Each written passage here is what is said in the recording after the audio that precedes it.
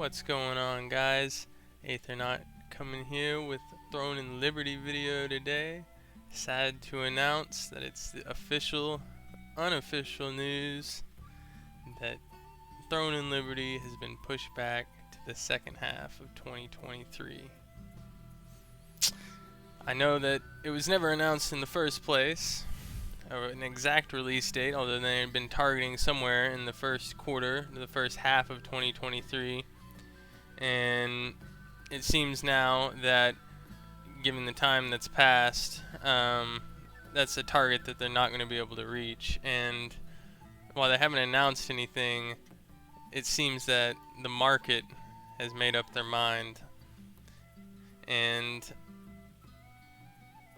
they have said a little bit about why a release delay wouldn't be a big factor in their profits, saying that, it would allow us to be a better competitor against Diablo IV.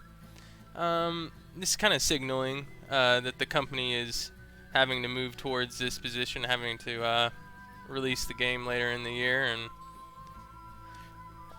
as such, shares took a hard fall,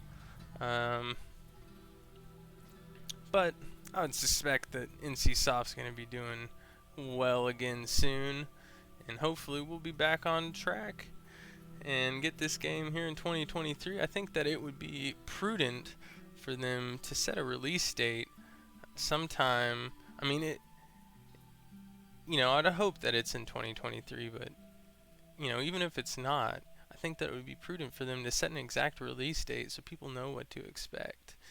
And that would allow more people to understand when they're going to have access to the game. And even if they put it farther out than they think that they would have the game ready or available, that's fine, because this kind of mismanagement seemed to hurt them. They didn't really know when it was going to be ready in the first place. Nobody ever made the announcement that it's going to be coming out in the first half. They'd just kind of been pushing that narrative. And so now we'll see how long it takes. Hopefully pretty soon we get a real announcement from NCSoft. Until then, all we can do is stay tuned to the small updates and releases that they give. The director's preview is awesome.